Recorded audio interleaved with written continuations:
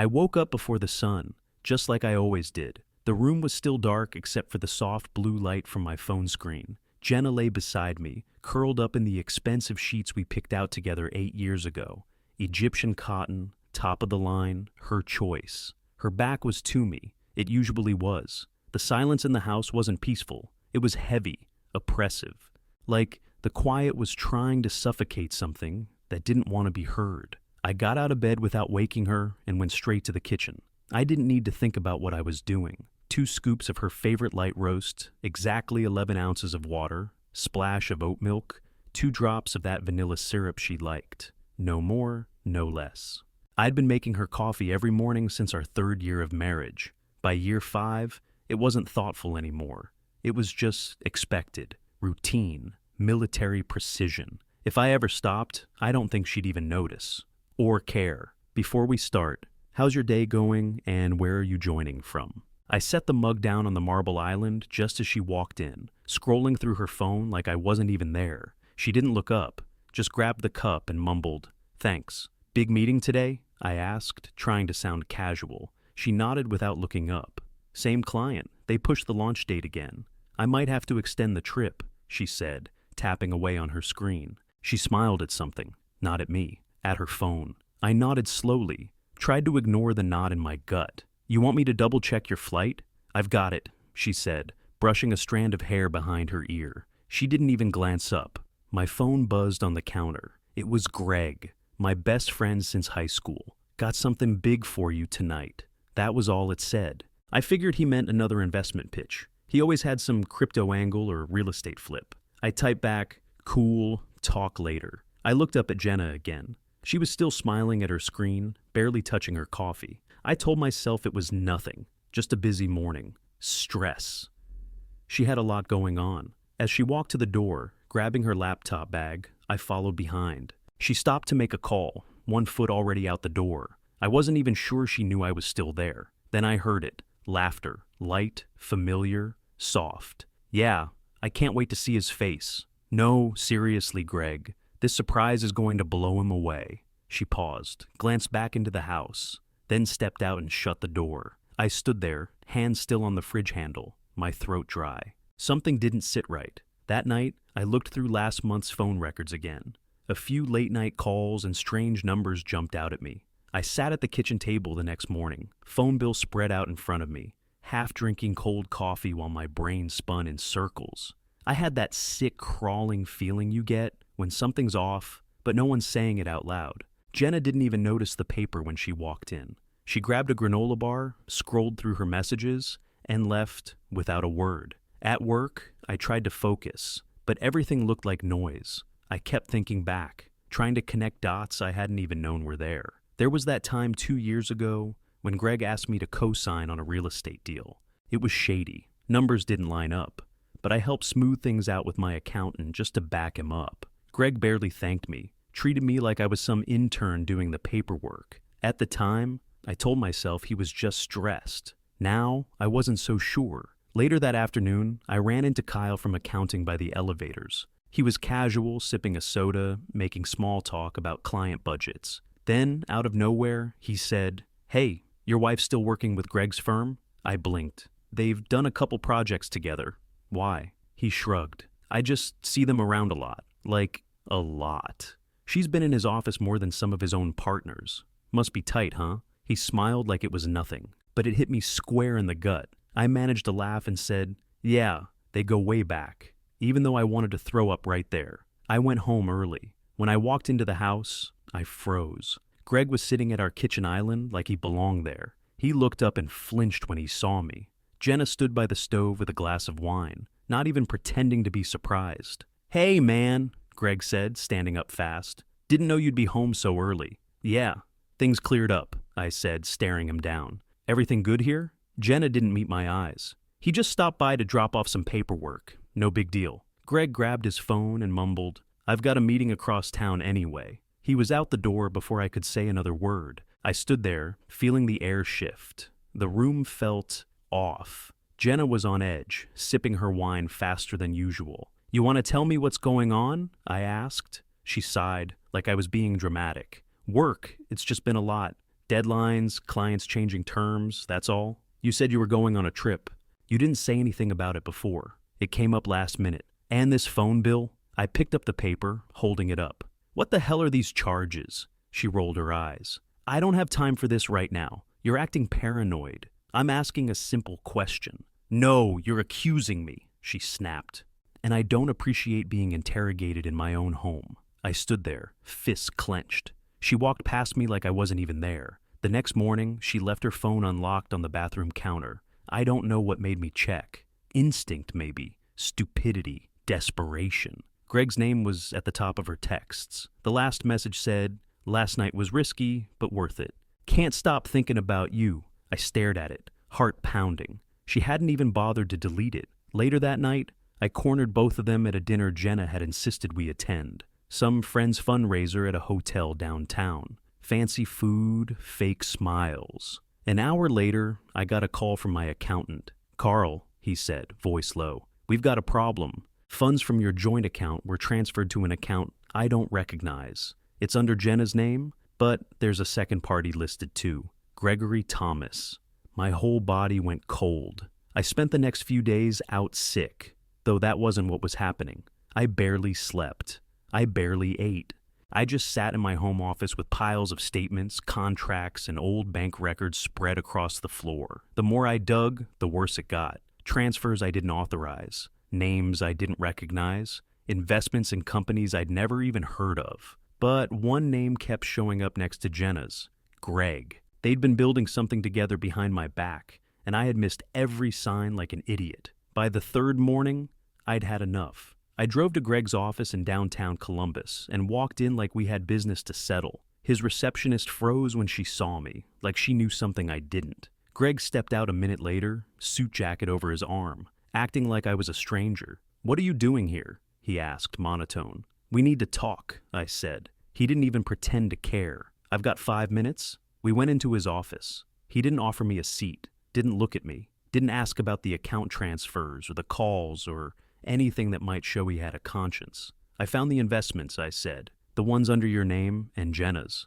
He clicked his pen and shrugged. "You're reading into things that don't concern you. It concerns me when my money's involved." He smirked like I was slow. "If you manage your finances better, you'd know what's happening." I stepped forward, jaw tight. "Stop talking to me like I'm stupid." He finally looked at me then, but it wasn't fear. It was annoyance, like I was an interruption, not a man whose life he would help tear apart. "Get a grip, Carl. You're embarrassing yourself." I left before I put him through his glass desk. When I got home, Jenna was on the couch, laptop open. She didn't even look up. "We need to talk," I said. She sighed loud enough for the neighbors to hear. "If this is about those stupid transfers again, they weren't stupid. You moved our money. It was for an investment opportunity you wouldn't understand. You didn't tell me." She finally snapped her laptop shut. "Because you obsess over everything. I can't make one decision without you hovering over me." That hit harder than anything Greg said. I wasn't hovering. I was trying to be a husband. "Then stop acting like a warden," she shot back. "You're controlling, Carl. It's exhausting." I stared at her, stunned, controlling. I'd spent years bending over backward for her. She was the one who set every rule in the house. Later that night, I stood in the hallway and watched her work, her face lit by the screen. No guilt, no apology, just indifference. That hurt worse than any fight we'd ever had. Around 10, I got a call from an unfamiliar number. Turned out to be a lawyer. "Mr. Weston," he said, "I'm reaching out because a new partner has filed to challenge your control of the company." "A new partner? Who?" There was a pause. Their representative declined to disclose. "But I suggest you review your internal agreements immediately." It felt like the floor dropped out from under me. Someone was playing a long game with my life, and I hadn't even known I was on the board. I hung up and went straight to my office. If Jenna and Greg wanted to play games, fine. I could play too, and harder. I started digging into company records, tracing every transfer, every expense Greg had handled. And that's when I found it. A series of withdrawals he'd been sneaking through smaller accounts, siphoning money from our operations fund. And Jenna's signature was on the approval forms. I pushed back from the desk, grabbed my keys, and headed for the door. I drove straight to the bank. Didn't even stop to think. I walked in, sat down with my private banker, and started the process. Every asset under my name got moved: retirement accounts, trust funds, liquid cash, all shifted into a new structure Greg and Jenna couldn't touch. I set up LLCs, froze joint permissions, removed her name from every account I legally could. By the end of the week, everything I'd built was behind firewalls she couldn't break through without blowing her whole game open. That's when I called Mark. We hadn't talked in years. He was one of those smart guys who never liked the spotlight, but knew all the back doors. Finance, legal, corporate structure, all of it. I just said, "I've got a problem." And he cleared his weekend. I laid it out. Everything. The stolen funds, the fake investments, the hidden accounts. He leaned back, cracked his knuckles, and said, "You're about to make them regret every step." We worked 3 days straight. He showed me how to isolate my voting power in the company, revoke Greg's pending stake, and audit every account linked to our operations budget. We filed paperwork under the radar, stuff that wouldn't show up publicly until I was ready. By Monday, I had full control again. Quiet, legal, permanent. I sat in my office with a binder full of evidence, flipping through pages that felt like knives. There were email chains from Greg to Jenna, outlining how they planned to spin my burnout into a leadership change. There were contracts drafted in her maiden name. She was trying to hide her ownership behind shell entities. They weren't just cheating. They were stealing a future I built from the ground up.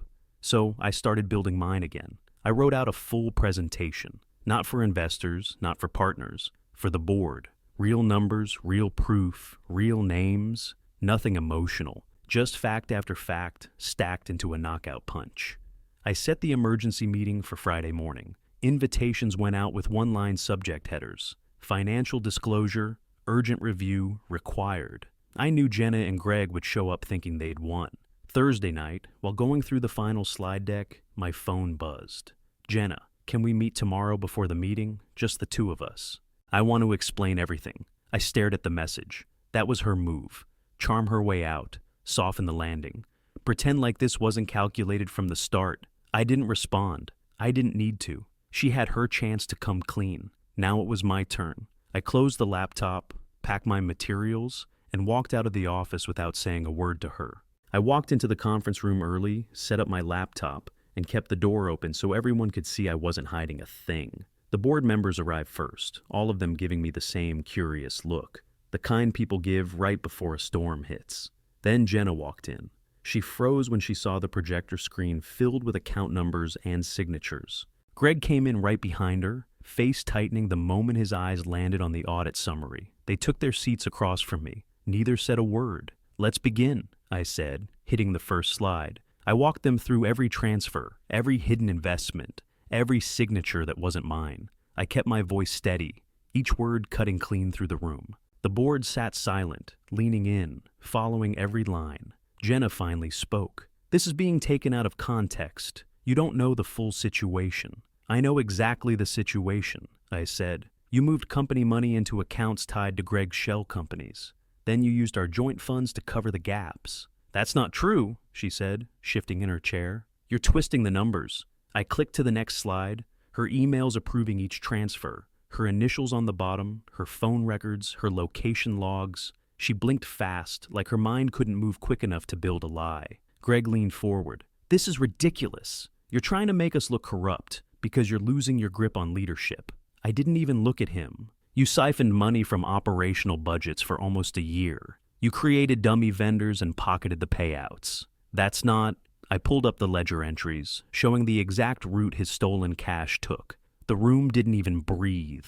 He swallowed hard, jaw twitching. "You two weren't just planning a future together," I said. "You were building it with my company's money." I showed them the text messages next, the late-night plans, the whispered meetings, the "don't tell him yet" exchanges. Jenna's hand shook as she tried to hold her phone under the table, like she was searching for some miracle explanation. "This is a personal attack," she muttered. "It's a financial disclosure," I said. "The personal part is just the motive." I shifted to the final slide, the legal motion removing Greg's voting rights, blocking Jenna from accessing any internal accounts, and initiating an external audit of every project they touched. "This is my company," I said, "and you're both done here." Jenna shot out of her chair. "You can't do this. It's already done." Greg tried a different tactic. "Carl, listen, We can settle this privately. You don't need to drag us down. Let's talk outside, just the two of us." "No," I said. "You don't negotiate your way out of stealing from me." The board voted unanimously. Partnership terminated, authority revoked, legal actions approved. No debate, no hesitation. When the meeting adjourned, Jenna stood near the doorway, arms wrapped around herself like she was freezing. Her eyes were glossy, but not from remorse, from humiliation. Her whole facade cracked right in front of me. She tried to speak, but nothing came out. She finally walked out of the room with her head down, heels echoing through the hall like a retreat. I watched her until the elevator doors closed. Greg lingered, tugging at his tie. "Look, there's still a deal we can make. You know how business works. Nobody needs to go to court." I stepped past him without responding, pushed open the stairwell door, and headed down. I didn't stop on the stairwell, just kept walking, one hand gripped tight on the railing until I reached the parking garage. I sat in my truck, still wired from the board meeting, and opened my contacts. Her name was Alexis Hart, investigative reporter with the Columbus Journal. She'd left me 2 voicemails over the past month, something about rumors swirling and sources inside my company. Back then, I didn't want to add fuel to the fire. Now I wanted the whole damn thing to burn. I called her. "It's Carl Weston. You still want a story?" She didn't even pause. "Absolutely." 2 hours later, we sat in my office while I handed her a flash drive with every file, every email, every contract Greg and Jenna thought they could bury. She clicked through the folders like it was Christmas. "This is airtight," she said, eyes wide. "They're both done." That's the idea. 3 days later, the article hit. Front page. Partners in crime, the fall of a power couple. She didn't hold back. Jenna's lies, Greg's fraud, the betrayal, the secret transfers. It was all laid out in black and white. Anonymous quotes from board members, screenshots, a side-by-side of their smiling faces from our company gala, right next to screenshots of their private texts. By noon, Jenna's clients were pulling out. PR firms dropped her. Her own marketing agency issued a leadership restructure statement by the end of the week. I didn't smile. I didn't gloat.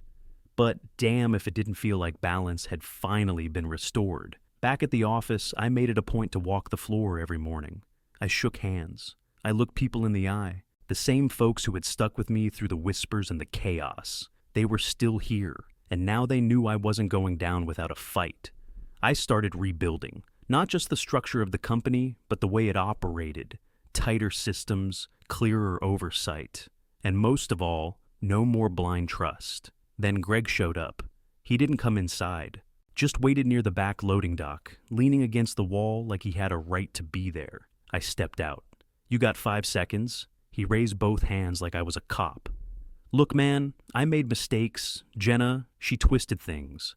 I was in a bad spot. I wasn't thinking straight. You were thinking straight enough to steal. I can fix it," he said. "I've got contacts, projects in motion. And we can rebuild." "No," he blinked.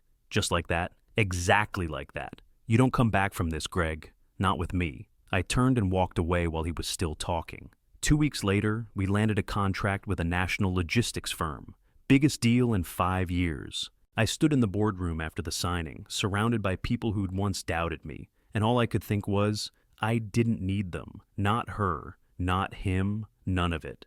But late at night, sometimes I'd catch myself staring at the ceiling, wondering if I'd ever trust like that again. If everything after this would just feel like damage control. Still, I wasn't looking back. Not anymore. The months that followed felt like a second wind. Revenue climbed, clients came back, new partnerships formed. I wasn't chasing Jenna's approval or cleaning up Greg's messes anymore. I was leading, and for the first time in years, it felt right.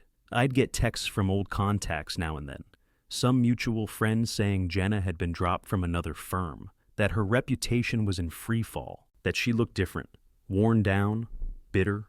I never replied. I didn't block them either. I just didn't need to participate. I started going out again. Nothing crazy. Drinks after work, lunch with old college friends, a couple of dates with women who didn't treat conversation like a chore. I laughed again. I remembered what it was like to enjoy something without checking someone else's mood first. I kept my circle small but strong. My office looked different now too. Less polished, more lived in. I kept the blinds open more. Started walking to work a few days a week, even in the cold. Something about the routine grounded me. No more armor, no more walking on eggshells. One Friday afternoon, I sat at my desk, looking out over the city. The windows reflected the sky, wide open and gray, the kind of November that made everything feel sharp and clean. I leaned back in my chair, hands behind my head, and felt it. Not just peace, but something heavier, satisfaction. Like I'd crawled out of a hole I didn't even know I was in. The phone buzzed. It was my lawyer. I picked up. Carl Weston. He cleared his throat. Just a heads up. Jenna and Greg filed another motion to challenge the board's ruling. Same argument, different attorney. I almost laughed. Let them. It won't go anywhere. That's what I figured. I'll keep you posted, but it's a dead end. Appreciate it. I hung up, set the phone down, and watched the traffic flow below. They still didn't get it. This wasn't about ownership anymore, or money, or even revenge. It was over because I said it was. I turned back to my screen and opened a new file. A proposal for a fresh expansion, something bold, a risk I wouldn't have dared take a year ago, and I smiled.